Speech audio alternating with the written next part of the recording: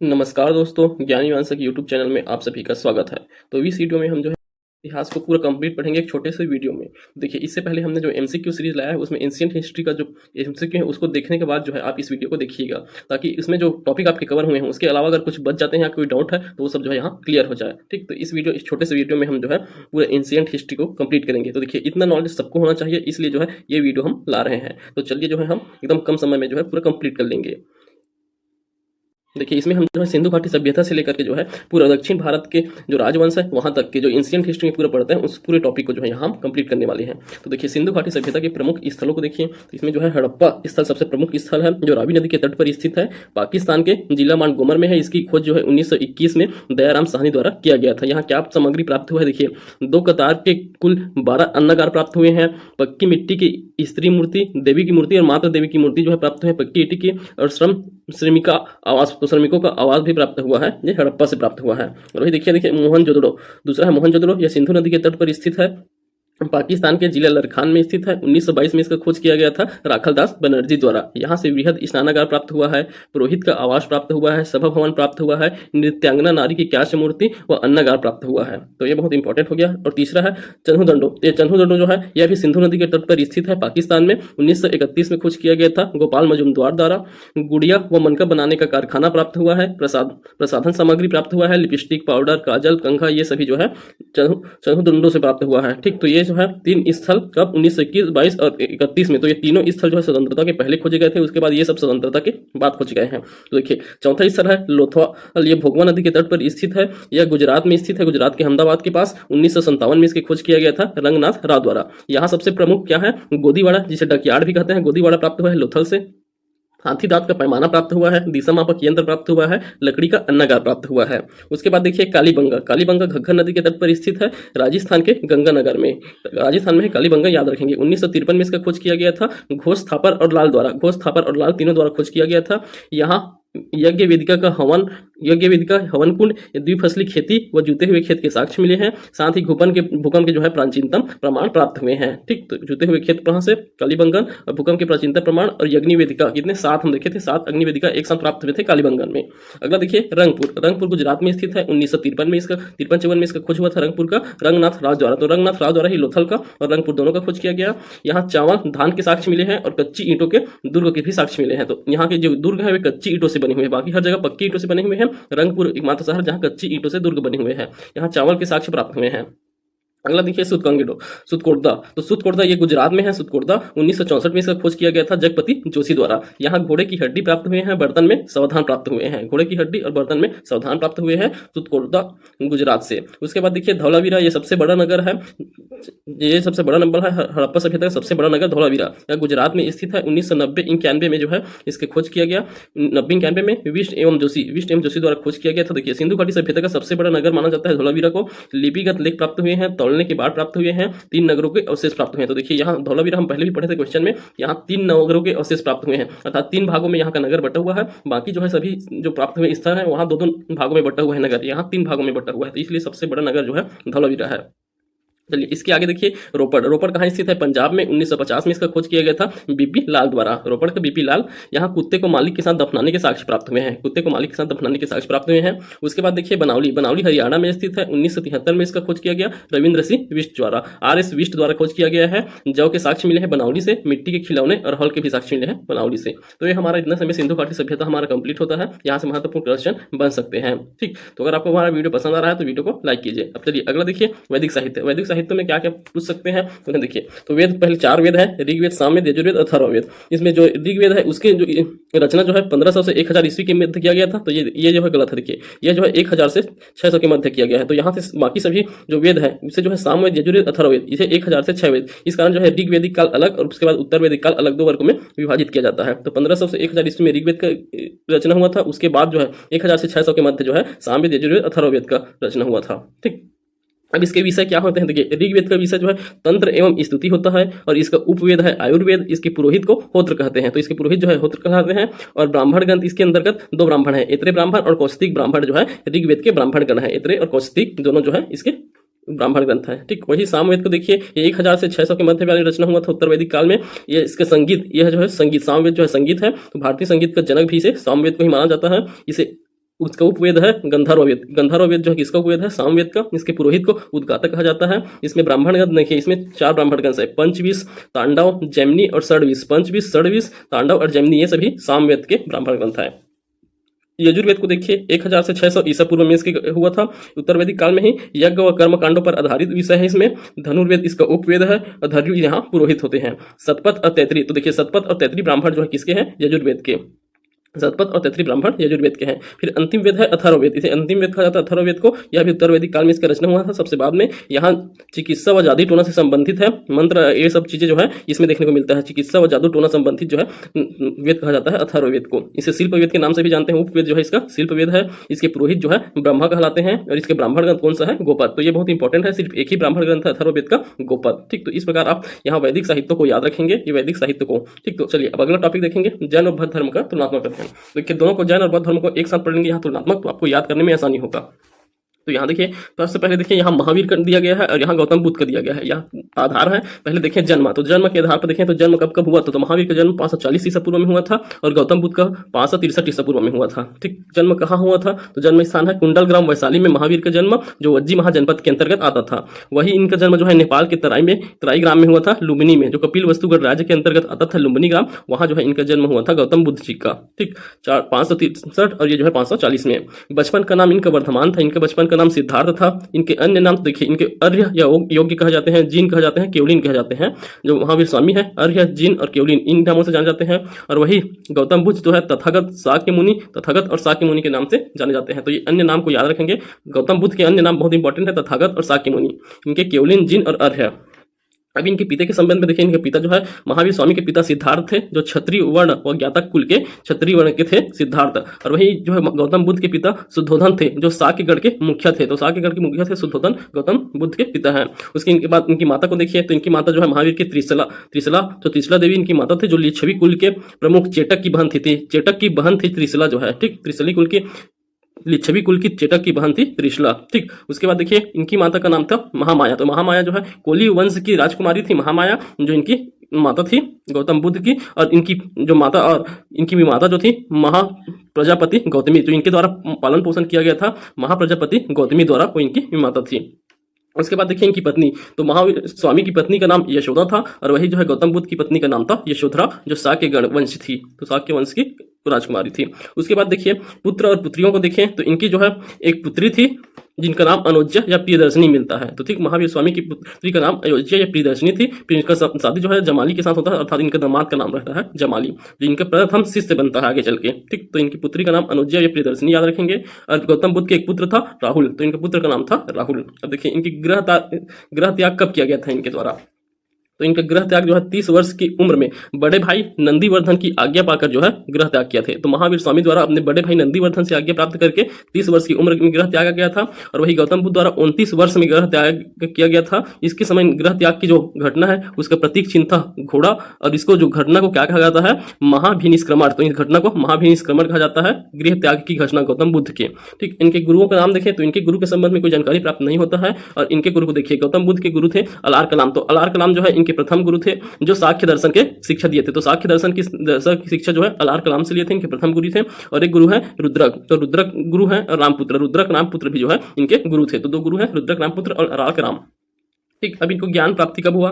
तो महावीर स्वामी को ज्ञान प्राप्ति जो है 12 वर्ष तप करने के बाद 42 वर्ष की उम्र में जिम्भिका ग्राम याद रखेंगे, यजुपालिका नदी के तट पर। यजुपालिका नदी को पुनपुन नदी के नाम से भी जाना जाता है। यह साल वृक्ष के नीचे जो है कैवल्य की प्राप्ति हुई थी। 12 वर्ष तप के बाद 42 वर्ष की उम्र में कहाँ? यजुपालिका नदी के तट पर जिम्भिका ग्राम में साल वृक्ष के नीचे कैवल्य की प्राप्ति हुआ था। और वही देखिए गौतम बुद्ध जी को 6 वर्ष तप करने के पश्चात 35 वर्ष की आयु में निरंजना नदी के किनारे, तो यहाँ निरंजना नदी है, यहाँ यजुपालिका नदी है, किनारे पीपल वृक्ष, तो यहाँ पीपल वृक्ष और यहाँ कौन सा? साल वृक्ष के नीचे मिला था बोध गया में। तो ये बोध गया में मिला है इन्हें, और इन्हें जिम्भिका ग्राम में मिला था। ठीक, तो बोध गया में इस घटना को क्या कहा? महासंबोधित। तो महासंबोधित कहा गया जो है इन्हें ज्ञान जो प्राप्त हुआ उसे। ठीक, तो महासंबोधित यहाँ जो है ज्ञान दिया गया था। ठीक, यहाँ जो है इनका ज्ञान की प्राप्ति हुआ था बोध गया में, इन्हें इस घटना को महासंबोधित कहा गया है। उसके बाद देखिए प्रथम उपदेश, तो प्रथम उपदेश इनके द्वारा कहाँ कहाँ दिया गया है उसे देखिए। तो प्रथम उपदेश जो है महावीर स्वामी ने राजगृह के विपुलांचल पर्वत पर वराकरी नदी के किनारे दिया था। तो राजगृह में जो विपुलांचल पर्वत है वहाँ वराकरी नदी के किनारे अपना प्रथम उपदेश दिया था। और वे जो गौतम बुद्ध हैं वे जो है सारनाथ में 5 साधकों को जो है अपना पहला जो है उपदेश देते हैं। सारनाथ में 5 साधकों को पहला उपदेश देते हैं। इसी घटना को धर्मचक्र प्रवर्तन कहा गया। सारनाथ में पहली बार दिया गया 5 साधकों को, इस घटना को धर्मचक्र प्रवर्तन कहा गया। और देखिए ये पॉइंट भी याद रखेंगे, सर्वाधिक उपदेश गौतम बुद्ध द्वारा सर्वाधिक उपदेश जो है श्रावस्ती में दिया गया है। कौशल की राजधानी है श्रावस्ती, वहां दिया गया था सर्वाधिक उपदेश, और सबसे पहला सारनाथ में दिया गया था। भाषा देखिए तो जो इनकी भाषा थी महावीर स्वामी की प्राकृत और अर्धमागधी भाषा थी, प्राकृत और अर्धमागधी, और वही जो है गौतम बुद्ध की भाषा जो है पाली भाषा थी। इनके शिष्य को देखिए तो इनका शिष्य जो है जमाली, तो इनका दामाद जो जमाली है महावीर स्वामी के पहले शिष्य होते हैं। और वही इनके शिष्य जो है इनके प्रिय शिष्य कौन होते हैं? आनंद। इनकी पहली शिष्य तो जो है इनकी शिष्य जो है आनंद जो है पहला प्रिय शिष्य होता है जो सिरपुर आया था। तो देखिए यही आनंद था जो छत्तीसगढ़ में सिरपुर आया था आनंद, तो ये इनके प्रिय शिष्य थे गौतम बुद्ध के। उनके शिष्य की बात करें तो इनका शिष्य चंदना या चंपा नाम की जो है कन्या इनकी पहली शिष्या बनती है, चंदना या चंपा नाम की कन्या। और वही जो है इनकी माता महाप्रजापति गौतमी, तो इनकी माता जो महाप्रजापति गौतमी होती है वे जो है इनकी प्रथम शिष्य बनती है गौतम बुद्ध की प्रथम शिष्य महात्मा गौतमी। अब देखिए अब इनकी जो है महानिर्वाण या फिर जो मृत्यु की घटना है वह कब कब होता है। तो देखिए मृत्यु इनके महावीर स्वामी का 468 ईसा पूर्व में होता है 42 वर्ष की उम्र में, 72 वर्ष की उम्र में जो है 72 वर्ष की उम्र में 468 ईसा पूर्व में जो है इनकी मृत्यु होता है। वही गौतम बुद्ध की मृत्यु 483 ईसा पूर्व में 80 वर्ष की आयु में होता है। 483 ईसा पूर्व में 80 वर्ष की आयु में हम देखे थे कहाँ भी हुआ था। तो यह घटना जो इनका मृत्यु हुआ इसे महापरिनिर्वाण की घटना कहा गया है। तो यह महापरिनिर्वाण है। मृत्यु स्थल देखिए तो यहाँ मृत्यु स्थल जो है इनका मृत्यु दोनों का जो है एक ही महाजनपद में हुआ था। तो देखिए मल महाजनपद में इनका भी हुआ है, मल महाजनपद में इनका। तो मल राजा सस्तीपाल के राजप्रसाद में पावापुरी में जो है इनकी मृत्यु हुआ था महावीर स्वामी का। तो मल राजा सस्तीकार के राजप्रसाद में इनकी मृत्यु हुआ था मल महाजनपद में। इनका भी मल महाजनपद में हुआ था, कहाँ? कुशीनारा में। तो कुशीनारा में हुआ था मल महाजनपद में। ठीक, तो ये इनके सामान्य परिचय हो गया महावीर स्वामी और गौतम बुद्ध से संबंधित। अब देखिए इन्हीं से संबंधित है जहाँ आप जैन धर्म से संबंधित सिद्धांत मान के चलेंगे और ये बौद्ध धर्म से संबंधित सिद्धांत मान के चलेंगे। ठीक, तो यहाँ इनकी मान्यता और सिद्धांत दिए गए हैं। इन सिद्धांतों से प्रश्न पूछे जाते हैं। तो देखिए दर्शन के बनते हैं प्रश्न वो जो है यहीं से बनते हैं। तो दर्शन के भी प्रश्न जो है यहीं से बनते हैं, तो याद रखेंगे। तो चलिए सबसे पहले होता है त्रिरत्न। तो त्रिरत्न इन दोनों में होता है। तो त्रिरत्न जो है जैन धर्म में भी है और बौद्ध धर्म में भी है। याद रखेंगे दोनों धर्म में त्रिरत्न है। तो त्रिरत्न क्या क्या है? तो वही जैन में त्रिरत्न में कौन है? सम्यक ज्ञान, सम्यक दर्शन और सम्यक चरित्र। सम्यक ज्ञान, सम्यक दर्शन और सम्यक चरित्र यहाँ के 3 रत्न है। और वही बौद्ध धर्म की त्रिरत्न बुद्ध, धम्म और संघ। बुद्ध, धम्म और संघ जो है यहाँ के त्रिरत्न है। और सिद्धांत देखिए तो पंच महाव्रत। तो पंच महाव्रत जैन धर्म में है। पंच महाव्रत क्या होता है? सत्य, अहिंसा, अस्तेय, अपरिग्रह। ये जो है 4 जो है सर्वनाथ द्वारा दिए गए थे।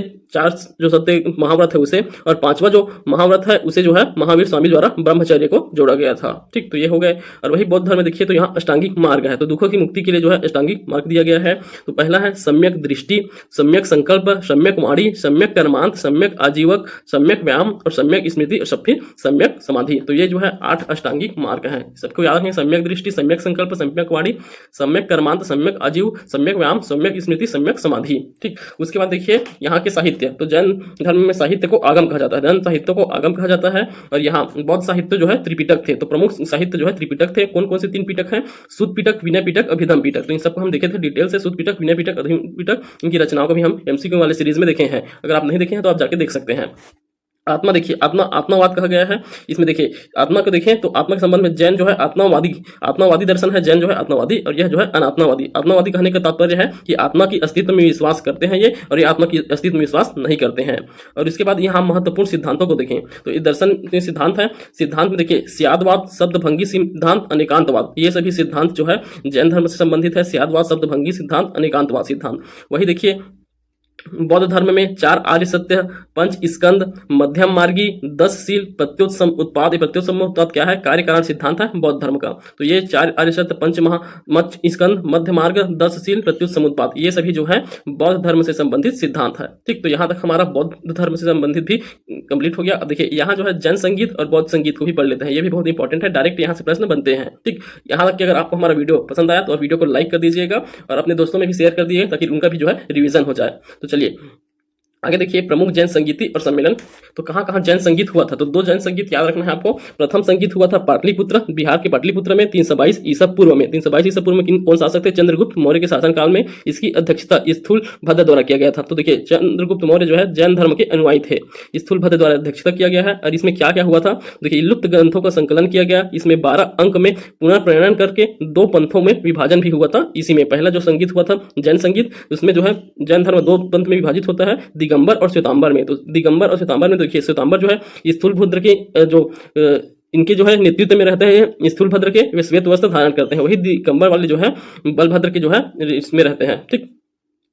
उसके बाद देखिए द्वितीय जैन संगीत ये वल्लभी में हुआ था, गुजरात के वल्लभी में 512 ईस्वी में, लगभग गुप्त काल के उत्तर गुप्त काल में हुआ था। तो उत्तर गुप्त काल में हुआ था 512 में। इस समय जो है शासक कौन थे, इस समय जो अध्यक्ष थे, शासक तो उत्तर गुप्त काल में था, और जो है अध्यक्ष है, तो अध्यक्ष जो है देवधिगढ़, तो देवधिगढ़ कहा जाता है, या इनका नाम क्षमा श्रमण मिलेगा। देवधिगढ़ क्षमा श्रमण ये जो है अध्यक्ष किए थे द्वितीय जैन संगीत का। इसमें जैन ग्रंथों को क्रमानुसार किया गया था, क्रमानुसार जो है डिवाइड किया गया था जैन ग्रंथों को। तो ये 2 जैन ग्रंथ हो गए, पहला पाटलिपुत्र, दूसरा वल्लभी, 322 ईसा पूर्व 512 ईस्वी में, ठीक। और दूसरा देखिए आप बौद्ध संगीत। तो बौद्ध संगीत सम्मेलन, तो बौद्ध संगीत सम्मेलन कब से कब तक हुआ था, तो पहला जो है बौद्ध संगीत सम्मेलन कब हुआ था, तो 483-487 ईस्वी पूर्व में हुआ था, राजगृह में हुआ था। राजगृह या इसे राजगीर के नाम से जानते हैं। इस समय शासक अजातशत्रु थे, अध्यक्षता महाकश्यप की अध्यक्षता में हुआ था। इसके संबंध में याद रखेंगे बौद्ध धर्म के 2 पिटकों का संग्रह जो है पहले संगीत में किया गया था। तो सुत पिटक और विनय पिटक इन दोनों का जो है संग्रह किया गया था पहले में, और वही तीसरे वाले संगीत में जो है अभिधम पिटक का संग्रह किया जाता है, ठीक। तो पहला 483 में राजगृह में अजातशत्रु उस समय शासक थे, महाकश्यप अध्यक्ष थे, इतना याद रखना है। और द्वितीय संगीत देखिए 383 ईसा पूर्व में हुआ था, वैशाली में। कालाशोक अध्यक्ष थे, और कालाशोक जो है शासक थे इस समय। कालाशोक जो है शिशुनाग वंश के शासक थे, अजातशत्रु हर्यक वंश के थे, और अध्यक्ष थे सर्वकामी या सभाकामी जो है इनके द्वारा अध्यक्षता किया गया था। द्वितीय संगीत का बौद्ध धर्म का 2 संघ में विभाजन हुआ था, जो है एक स्थायीवीर और दूसरा महासंधिक। स्थायीवीर जो है रूढ़िवादी होते थे, और महासंधिक जो है प्रगतिशील थे। तो यहाँ स्थायीवीर और महासंधिक में विभाजन हुआ था, याद रखेंगे। जो चौथा है वहां जो है हीनयान और महायान में विभाजन होगा यहाँ। और तृतीय संगीत को देखिए ये 251 ईसा पूर्व में पाटलिपुत्र में हुआ था, अशोक के शासनकाल में। यहाँ अध्यक्ष जो है मोगलीपुत्र तीस थे। यहाँ अभिधम पिटक की रचना हुआ है, तो तीसरा पिटक अभिधम पिटक को संग्रह किया गया था तृतीय संगीत में। उसके पश्चात देखिए चतुर्थ संगीत, यह प्रथम शताब्दी ईस्वी में हुआ था, कुंडलवन जम्मू कश्मीर। तो जम्मू कश्मीर के कुंडलवन में हुआ था। कश्मीर के इस समय शासक थे, इसकी अध्यक्षता वसुमित्र द्वारा किया गया था, और उपाध्यक्ष जो है अश्वघोष थे। उपाध्यक्ष कौन, अश्वघोष थे। यहाँ बौद्ध धर्म जो है 2 संप्रदाय में बढ़ जाता है। पहला संप्रदाय है हीनयान संप्रदाय, दूसरा जो है महायान संप्रदाय थे। तो ये महायान संप्रदाय जो है ये जो है उदारवादी हुआ करते थे, और ये जो है हीनयान जो है उग्रवादी थे, ठीक। तो चलिए अगला देखिए अब विधर्मी संप्रदाय। तो देखिए इस समय जो है धार्मिक आंदोलन चल रहा था 6वीं शताब्दी में। तो इस समय जो है और भी बहुत सारे जो है धर्मों का उदय होता है। तो ये कौन कौन से और धर्म उदय होते हैं नए संप्रदाय के रूप में, देखिए संप्रदाय का नाम और उसके संस्थापक के संबंध में विशेष तथ्य दिए गए हैं। देखिए आजीवक संप्रदाय, इसके जो संस्थापक मोगलीपुत्र गोसाल थे, इनके अनुयायी थे बिंदुसार। चारवाक संप्रदाय के जो संस्थापक है चारवाक, और इनके दर्शन लोकायत दर्शन भी चारवाक से संबंधित दर्शन है, लोकायत दर्शन। अजित केस कंबलवाद, तो अजित केस कंबल संस्थापक थे, अजित केस कंबलवाद के भोग विलास पर बल देते थे अजित केस कंबलवाल का ये संप्रदाय। विदेहवाद, तो देखिए विदेहवाद जो है पूरण कश्यप की संस्थापना किया था पूर्ण कश्यप। इसे घोर अक्रियवाद भी कहा जाता है। तो देखिए विदेहवाद को ही घोर अक्रियवाद कहा जाता है। इन्होंने धर्म के नाम पर चोरी डकैत को प्रोत्साहन किया था। घोर अक्रियवाद और विदेहवाद वालों ने पूर्ण कश्यप के नेतृत्व में बनाया गया था। उसके बाद संशयवाद जो है संजय वेठलीपुत्र, तो संजय वेठलीपुत्र संशयवाद, इसे क्या कहा जाता है, अनिश्चयवाद भी कहा जाता है। इनके संस्थापक है संजय वेठलीपुत्र। और भौतिकवाद जो है पकुद कात्यायन संस्थापक है भौतिकवाद को। और वही चारवाक को भी एक भौतिकवाद कहा जाता है, भौतिकवादी संत कहा जाता है, दर्शन कहा जाता है चारवाक को, ठीक। तो भौतिकवाद अलग से जो है संस्थापक है पकुधकत्यायन, ठीक। तो यहाँ से जो है इनके संप्रदाय भी समाप्त होता है। चलिए अब आगे देखिए, अब हम जो है प्रमुख जो है साम्राज्य है उनके पुनः पढ़ेंगे। तो देखिए यहाँ से जो है वंशों को पढ़ना स्टार्ट कर रहे हैं, तो क्रमवार जो है नाम से यहाँ दिया गया है। तो चलिए सबसे पहला हर्यक मगध साम्राज्य, इसके संस्थापक बिंबिसार को माना जाता है। जो हर्यक वंश के बिंबिसार है उन्हें, तो मगध साम्राज्य के सबसे पहला उत्कर्ष होता है मगध साम्राज्य का 6वीं ईस्वी में, 6वीं ईसा पूर्व सदी में, ठीक। तो देखिए यहाँ हर्यक वंश इसे पितृहंता वंश भी कहा जाता है। इसके संस्थापक थे बिंबिसार। इसे पितृहंता क्यों कहा जाता है, क्योंकि बिंबिसार को इनके पुत्र अजातशत्रु द्वारा हत्या किया जाता है। फिर अजातशत्रु की हत्या उदयन द्वारा किया जाता है। तो ये बिंबिसार के पुत्र अजातशत्रु के पुत्र उदयन है, और इस वंश के अंतिम शासक होते नागदशक। तो नागदशक इस वंश के अंतिम शासक है, ठीक। उसके बाद देखिए शिशुनाग वंश, हर्यक वंश के पश्चात शिशुनाग वंश का शासन आता है। अंतिम शासक नागदश को इसकी हत्या करके शिशुनाग जो है शिशुनाग वंश की मगध में जो है शिशुनाग वंश की नींव रखते हैं। शिशुनाग वंश के पुत्र होते हैं कालाशोक। तो कालाशोक इसी के समय क्या द्वितीय जो संगीत बौद्ध संगीत हुआ था दूसरे नंबर का वह हुआ था। इस वंश के अंतिम संस्थापक नंदीवर्धन, तो नंदीवर्धन जो है शिशुनाग वंश के अंतिम शासक हुए। ठीक, उसके बाद देखिए ये अंतिम शासक को समाप्त करके जो है महापद्मानंद जो है नंद वंश की स्थापना करते हैं। तो ये जो है महापद्मानंद नंद वंश के संस्थापक हैं और अंतिम शासक होते हैं इस वंश के धनानंद। महापद्मानंद का ही पुत्र है धनानंद, यह अंतिम शासक होता है। इसके समय में जो है सिकंदर का आक्रमण होता है। धनानंद के समय में जो है विदेशी आक्रमण, पहला सिकंदर का आक्रमण जो है धनानंद के समय होगा और इन्हीं को जो है परास्त करके जो है मौर्य चंद्रगुप्त मौर्य जो है मौर्य वंश की नींव रखते हैं। तो अगला हम पढ़ेंगे मौर्य वंश। तो मौर्य वंश का सबसे पहले आप जो है यहाँ से ईयर भी इंपॉर्टेंट हो जाता है। तो 322 से 184 ईसा पूर्व तक जो है मौर्य वंश का शासन था संपूर्ण भारत में। 322 से जो है 184 ईसा पूर्व तक के। तो देखिए मौर्य वंश के संस्थापक सबसे पहले है चंद्रगुप्त मौर्य। चंद्रगुप्त मौर्य मौर्य वंश के शासक, प्रथम शासक व संस्थापक हैं। इन्होंने राजधानी अपना पाटलिपुत्र को बनाया था। प्रथम जैन संगीत का आयोजन इनके ही कार्यकाल में हुआ था, हम देखे थे। इनके गुरु और महामंत्री का नाम चाणक्य था। चाणक्य का अन्य नाम पूछा जाता है विष्णुगुप्त और कौटिल्य जो है चाणक्य के अन्य नाम है। यूनानी राजदूत मेगास्थनीज जो है चंद्रगुप्त मौर्य के दरबार में आए थे मेगास्थनीज, और इन्होंने इंडिका की रचना की थी। ठीक, अगले बार देखिए अगला है बिंदुसार। तो बिंदुसार के संबंध में याद रखना है, इन्हें जो है फ्लीट ने, तो बिंदुसार को जो है फ्लीट ने जो है अमित्र चेडस या अमित्र घात कहा है। तो अमित्र चेडस या अमित्र घात किनके द्वारा कहा गया है? फ्लीट द्वारा बिंदुसार को। तो ये जो है बिंदुसार का अन्य नाम है अमित्र घात, अर्थात अमित्र घात शत्रुओं को घात पहुंचाने वाला अमित्र घात है। ठीक, उसके बाद है अशोक। तो ये सबसे महान शासक हुआ है अशोक इनका कार्यकाल पूछा जाता है। तो 273 से लेकर के 232 ईसा पूर्व तक के अशोक का कार्यकाल था। इनके देखिए 261 में कलिंग विजय किया गया था इनके द्वारा। 261 ईसा पूर्व में कलिंग विजय, इनके 13वें शिलालेख से कलिंग विजय की जानकारी प्राप्त होता है। इनका 3 स्तूप बनाया गया था इनके द्वारा, 3 स्तूप। एक सांची का स्तूप, सांची जो है ये मध्य प्रदेश के रायसेना में स्थित है सांची, वहां जो है सांची स्तूप। दूसरा भरहुत का स्तूप, ये सतना में स्थित है मध्य प्रदेश के। और तीसरा जो है तक्षशिला के धर्मराजी का स्तूप। ये 3 स्तूप, सांची स्तूप, भरहुत स्तूप, धर्मराजी का स्तूप, ये तीनों का निर्माण अशोक द्वारा कराया गया था।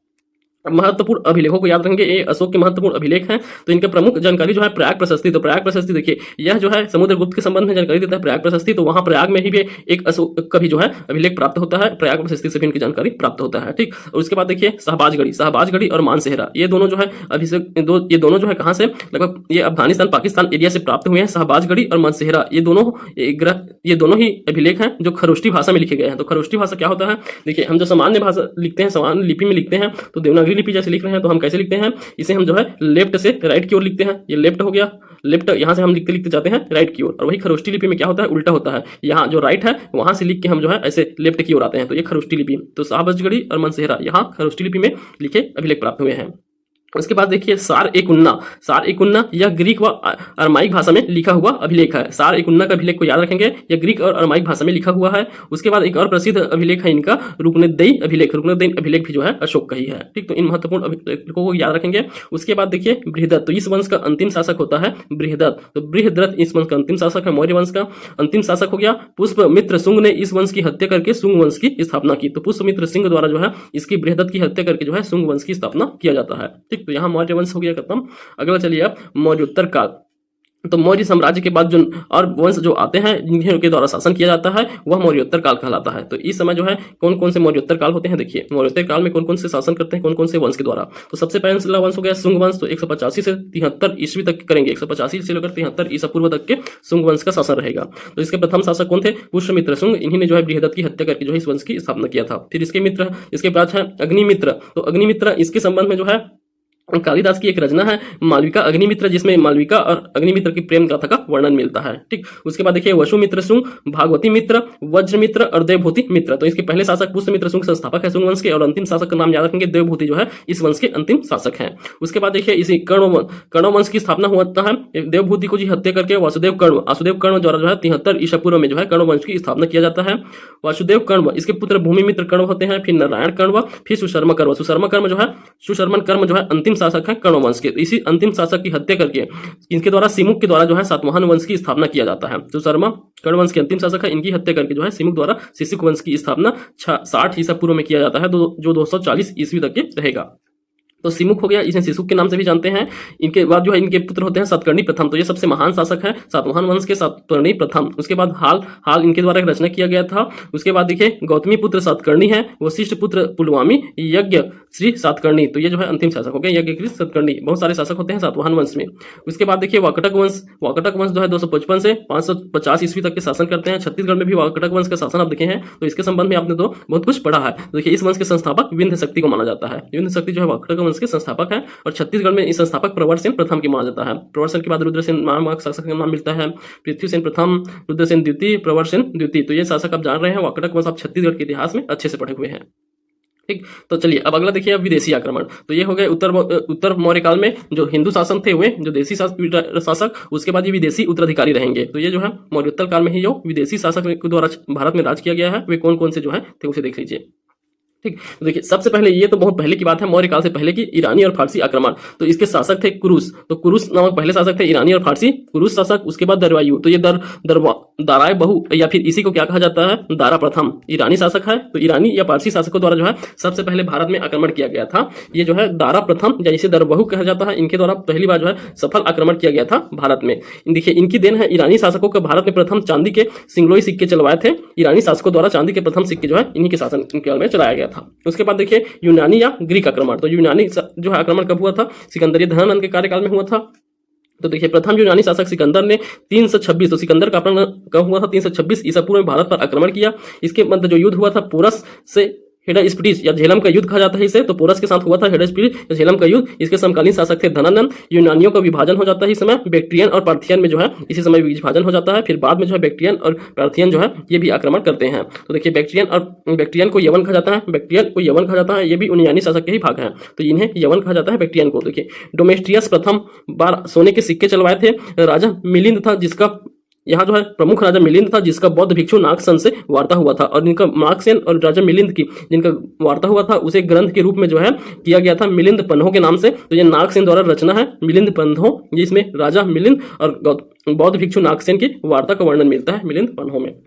अगला देखिए शक या सिथियन। तो शक या सिथियन ये प्रसिद्ध शासक हैं। ये इस वंश के प्रतीक शासक थे रुद्रदामन। तो रुद्रदामन इनका जूनागढ़ अभिलेख प्राप्त होता है, जिसमें जानकारी प्राप्त होता है कि सुदर्शन झील का निर्माण, जीर्णोद्धार जो है इनके द्वारा किया गया था रुद्रदामन द्वारा। ठीक, पल्लव या पार्थियन। तो पल्लव वंश को पार्थियन भी कहा जाता है। इसके शासक में देखिए तो गोंदोफर्निस, ये इस गोंदोफर्निस जो है प्रमुख शासक रहे पल्लव वंश के। देखिए इस समय जो है प्रथम ईसाई धर्म प्रचारक संत थॉमस भारत आए थे। संत थॉमस प्रथम ईसाई प्रचारक है। संत थॉमस इस समय जो है भारत आए थे पल्लव के समय। अगला देखिए कुषाण वंश, इसे युची वंश भी कहा जाता है। ये चीन के वंश था, कुषाण वंश या युची वंश। ठीक, तो इसके प्रतापी शासक हुए कनिष्क द्वारा 78 ईस्वी में शक संवत प्रारंभ किया गया, जो अभी जो है भारत के राष्ट्रीय कैलेंडर माना जाता है शक संवत। तो ये 78 ईस्वी में स्टार्ट किया गया था कनिष्क द्वारा। इस वंश के शासक ने सर्वाधिक शुद्ध सोने के सिक्के चलाए। तो सर्वाधिक सोने सिक्के कनिष्क कुषाण वंश में चलाए गए हैं। कनिष्क के दरबार में प्रमुख रत्न के रूप में कौन कौन शामिल थे, तो अश्वघोष की रचना बुद्ध चरित्र है। दूसरे हैं चरक जो है चरक संहिता। तो चरक संहिता चरक की रचना है। नागार्जुन की रचना है माध्यमिका सूत्र, जिसमें शून्यवाद का सिद्धांत दिया गया है नागार्जुन द्वारा माध्यमिका सूत्र में। इन्हें जो है भारत का आइंस्टीन कहा जाता है नागार्जुन को।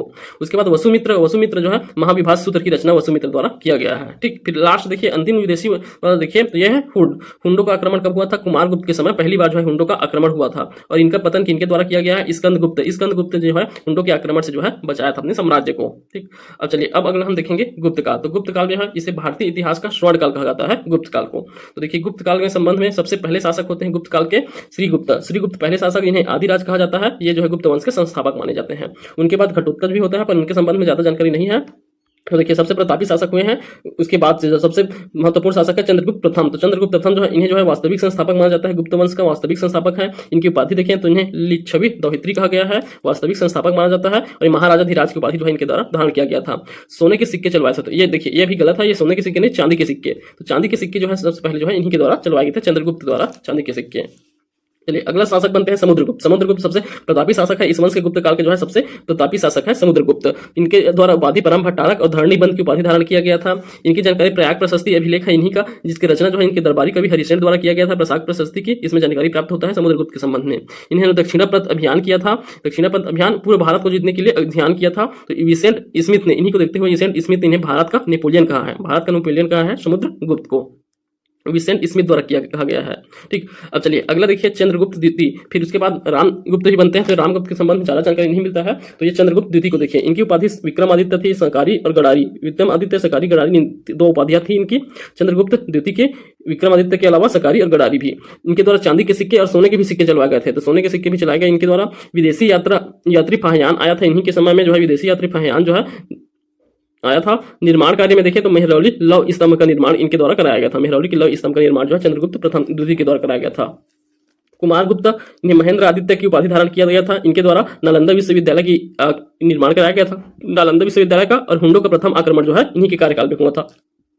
अगला देखिए कुमार गुप्त। कुमार गुप्त का जो उपाधि था शुक्रादित्य का था। हुंडों को पराजित कर भारत से निष्कासित किया गया था स्कंदगुप्त द्वारा, और सुदर्शनशील का जीर्णोद्धार में इनका भी महत्वपूर्ण रोल रहता है। तो सुदर्शनशील का जो है बाद में जो है पुनरुद्धार स्कंदगुप्त द्वारा कराया जाता है। फिर एक शासक का नाम मिलता है भानुगुप्त। भानुगुप्त का एरन अभिलेख है। तो ये एरन अभिलेख सती प्रथा का पहला लिखित साक्ष्य मिलता है हमें एरन अभिलेख से, जो है 510 ईस्वी में जारी किया गया था एरन अभिलेख। और इसी में छत्तीसगढ़ के एक शासक हैं सरभराज, उनकी भी जानकारी एरन अभिलेख से प्राप्त होता है। अब देखिए ये गुप्त काल से संबंधित और अन्य तथ्य दिए गए हैं। तो देखिए प्रथम बार मंदिरों का निर्माण हुआ, गुप्त काल में प्रथम बार मंदिरों का निर्माण हुआ और मूर्तियों को मंदिरों में स्थापित किया गया था। तो पहली बार मूर्तियों को मंदिरों में स्थापित किया गया। और प्रमुख मंदिर के नाम देखें तो दशावतार मंदिर थे गुप्तकालीन, बौद्ध मंदिर का निर्माण, महाबोधि मंदिर, प्रयुक्त मंदिरों में प्रयुक्त सामग्री ईंटें का प्रयोग किया जाता है। और कौन से शैली में? नागर शैली। तो गुप्तकालीन जो मंदिर मिलेंगे नागर शैली में, और ईंटों से बनी हुई मंदिर ज्यादातर देखने को मिलता है। इस समय चित्रकला देखें तो चित्रकला को उदाहरण के रूप में अजंता व बाघ की गुफाओं में जो है चित्रकारी देखने को मिलता है। ये चित्र मिले हैं, ये सब गुप्तकालीन है। प्रमुख चित्र में देखें मरणासन में राजकुमारी बुद्ध व ग्रह त्याग की घटना, तो बुद्ध से संबंधित जो है चित्र कहाँ मिलते हैं? अजंता की गुफा में मिलते हैं। ठीक, तो ये गुप्तकालीन रचना है। तो ये सब हो गया गुप्त काल से संबंधित। अब अगला देखिए गुप्तोत्तर काल। गुप्तोत्तर काल में कौन कौन से वंश की स्थापना होते हैं, कौन शासक होते हैं, उन्हें दिया गया है। देखिए पुष्पभूति वंश। पुष्पभूति वंश थानेश्वर में बनता है, गुप्तोत्तर काल माना जाता है। पुष्पभूति वंश ये थानेश्वर में जो है इनकी राजधानी रहता है पुष्पभूति वंश के।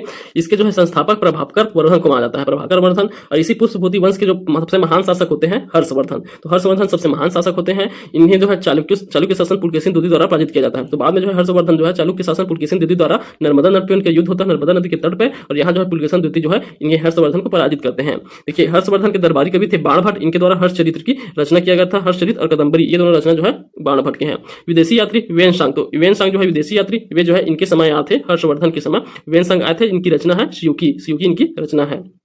अगला देखिए मौखरी वंश। मौखरी वंश इनकी राजधानी कहाँ? कन्नौज में था। यहाँ के शासक का नाम देखिए ईशान वर्मन, शवर्मन और गृहवर्मन। तो इसी गृहवर्मन का विवाह जो है हर्षवर्धन की बहन के साथ हुआ रहता है। ठीक, तो इनकी बहन के साथ हुआ रहता है हर्षवर्धन का गृहवर्मन। फिर इनकी हत्या कर दिया जाता है ये शशांक द्वारा। फिर जो है कन्नौज के शासक जो है हर्षवर्धन बनते हैं बाद में।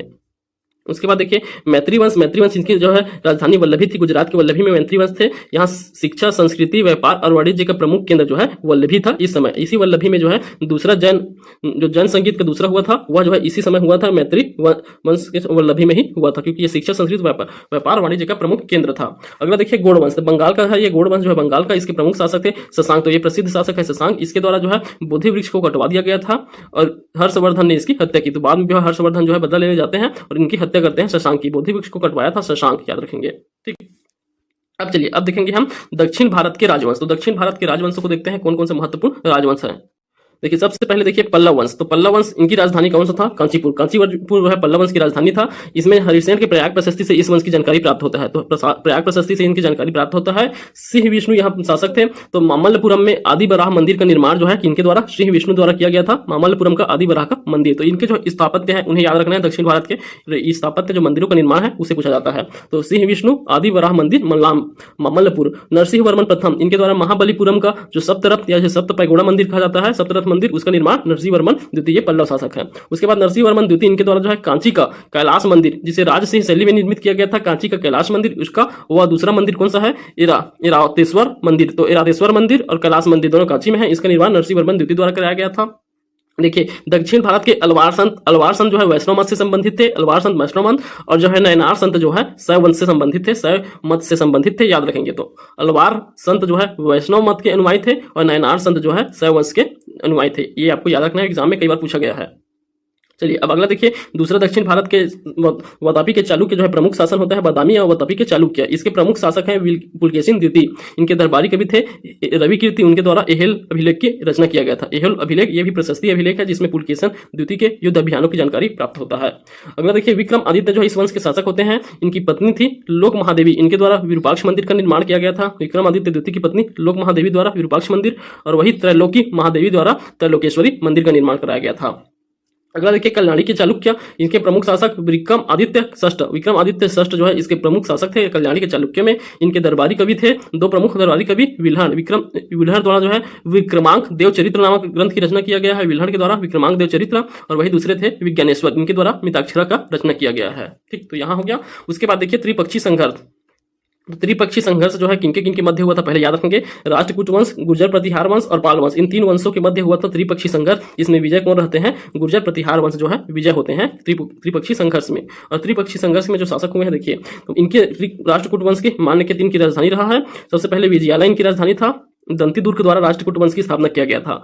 एलोरा की जो गुफा है उसके निर्माण जो है कृष्ण प्रथम द्वारा किया गया था। तो एलोरा की गुफा के निर्माण जो है कृष्ण प्रथम के द्वारा किया गया था। एवं एलिफेंटा की मंदिरों का निर्माण किया गया था। तो एलोरा और एलिफेंटा के जो मंदिर है, गुफा है, उनका निर्माण जो है कृष्ण प्रथम द्वारा किया गया था, जो राष्ट्रकूट शासक था। दूसरा देखिए गुर्जर प्रतिहार वंश, इसमें एक प्रमुख शासक होते हैं मिहिर भोज। मिहिर भोज के समय अरबी यात्री सुलेमान भारत आया था। अरबी यात्री सुलेमान या मिहिर भोज के समय आया था। और महेंद्रपाल के समय कौन आया था? दरबारी कवि थे इनके। महेंद्रपाल इनके दरबारी कवि राजशेखर थे। इनके राजशेखर के द्वारा क्या क्या रचना किया गया? कर्पूर मंजरी, काव्य मीमांसा और बिट्ठा साल भंजिका, काव्य मीमांसा, कर्पूर मंजरी, ये राजशेखर की रचना है, जो महेंद्रपाल प्रतिहार वंशी महेंद्रपाल के दरबारी कवि थे। उसके बाद महिपाल के समय में बगदाद के निवासी अल मसूदी भारत आया था। तो अल मसूदी महिपाल के समय आया था, प्रतिहार शासक महिपाल के समय। ठीक, अगला देखिए पाल वंश के प्रमुख शासक है धर्मपाल। पाल वंश के धर्मपाल विक्रमशिला विश्वविद्यालय की स्थापना करते हैं। बिहार के भागलपुर में विक्रमशिला विश्वविद्यालय का निर्माण कार्य पूर्ण कराया था धर्मपाल द्वारा। ठीक, तो यहाँ तक हमारे जो है प्रमुख राजवंश, जो प्राचीन इतिहास में हम जितना राजवंश को पढ़ते हैं प्राचीन इतिहास में, वह हमारा कंप्लीट होता है इस आधे घंटे के लगभग वीडियो में। और देखिए इसके संबंधित जो और कुछ तथ्य हैं उन्हें भी देख लीजिए। देखिए षड दर्शन से प्रश्न पूछे जाते हैं। तो सांख्य दर्शन के संस्थापक है कपिल, योग दर्शन के प्रवर्तक माने जाते हैं पतंजलि, न्याय दर्शन के गौतम, वैशेषिक के कणाद या उल्कू कहा जाते हैं, पूर्व मीमांसा के लिए जैमिनी, उत्तर मीमांसा के लिए बदरायण, अंतर मीमांसा को वेदांत कहते हैं। भक्ति काल में और कुछ कई दर्शन प्रसिद्ध हुए हैं। तो अद्वैत दर्शन शंकराचार्य के हैं, विशिष्ट अद्वैत दर्शन रामानुजाचार्य के हैं, शुद्ध अद्वैत दर्शन वल्लभाचार्य के हैं, द्वैतवाद माधवाचार्य के हैं, अद्वैतवाद जो है निम्बकाचार्य के हैं, भेद अभेदवाद जो है भास्कराचार्य के हैं। तो इन प्रमुख दर्शनों को आपको याद रखना है। चलिए अब आगे देखिए यहाँ भारतीय कवि और उनकी रचना। तो प्रमुख रचनाओं को देख लीजिए, महान रचनाकार और साहित्यकार उनकी रचनाओं को। तो कालिदास की रचना देखिए, तो कालिदास 2 महाकाव्य रघुवंशम और कुमार संभवम महाकाव्य है कालिदास की रचना में। और खंड काव्य कौन से हैं? मेघदूतम और ऋतु संहारम 2 खंड काव्य हैं। इनकी नाटक को देखिए, तो अभिज्ञान शकुंतलम हो गया, विक्रम उर्वशियम और मालविका अग्निमित्रम, तो ये 3 जो है इनकी नाटक है। ठीक, उसके बाद अश्वघोष को देखिए, अश्वघोष के हैं बुद्ध चरित्र, सारिपुत्र प्रकरण, संद्रा आनंद, सूत्रलंकार, संद्रा आनंद, सारिपुत्र प्रकरण और बुद्ध चरित्र अश्वघोष की रचना है। बुद्ध घोष की रचना देखें तो विशुद्ध मार्गी त्रिपिटक पर टीका लिखा गया है। और विशुद्ध मार्गी की रचना बुद्ध घोष द्वारा किया गया है। नागार्जुन द्वारा माध्यमिक सूत्र की रचना किया गया है, जिसमें शून्यवाद का सिद्धांत दिया गया है। विशाख दत्त द्वारा देवी चंद्र गुप्तम की रचना और मुद्रा राक्षस की रचना विशाख दत्त द्वारा किया गया है। चलिए और देख लीजिए वसुमित्र द्वारा जो है महाविभाग सूत्र की रचना किया गया है। वराह मिहिर द्वारा बृहत संहिता की रचना किया गया है। पाणिनि द्वारा अष्ट अध्याय की रचना किया गया है। सोमदेव द्वारा कथा सरित सागर, तो सोमदेव को देखे थे हम, कथा सरित सागर की रचना। और कल्हड़ द्वारा जो है राजतरंगिणी, इन दोनों से जम्मू कश्मीर के इतिहास की जानकारी प्राप्त होता है। सोमदेव का कथा सरित श्री और कल्हड़ का राजतरंगिणी से। जीन सेन की रचना है आदि पुराण जन सेन की रचना है। भद्रबाहु की रचना कौन सा है? भद्रबाहु की है कल्पसूत्र जो है भद्रबाहु की रचना है। उसके बाद देखिए बांग भट्ट की रचना कौन सा है? अष्टांग हृदय, बांग भट्ट की रचना अष्टांग हृदय। और बाण भट्ट की रचना है हर्षचरित्र और कदम्बरी। पतंजलि की रचना है महाभाष्य और योग सूत्र दोनों जो है पतंजलि की रचना है। शूद्रक की रचना मृच्छकटिकम जो है शूद्रक की रचना है। विष्णु शर्मा की रचना पंचतंत्र बहुत इंपॉर्टेंट है। उसके बाद देखिए भास की रचना जो है स्वप्न वासवदत्तम भास की रचना। कामंदक की रचना है नीतिसार की इनकी कामंदक की रचना है। तो ये जो है प्रमुख जो है ऐतिहासिक प्राचीन इतिहास काल के जो है प्रमुख रचना है, उनके संबंध में है ये। ठीक, तो यहाँ तक आपको मजा आया होगा। तो आपको अगर हमारा वीडियो पसंद आए तो वीडियो को लाइक कीजिए, अपने दोस्तों में शेयर कीजिए। और इसके साथ साथ आप जो है एमसीक्यू को देखते रहिएगा, क्योंकि यह जो है बहुत इजी टॉपिक है, ये सबको याद रहता है। और साथ ही आपको जो है अच्छे लेवल के क्वेश्चन जो है एमसीक्यू माध्यम से कराए गए हैं। तो अगर आपने नहीं देखा है तो आप जाकर देख सकते हैं। 1-1 घंटे में 100 क्वेश्चन कराए गए हैं, जिसमें पूरा प्राचीन इतिहास कंप्लीट है एक वीडियो में, एक में पूरा मध्यकालीन इतिहास है। ठीक, अगर आपको हमारा वीडियो पसंद आया तो लाइक कीजिए, दोस्तों में शेयर कीजिए। धन्यवाद।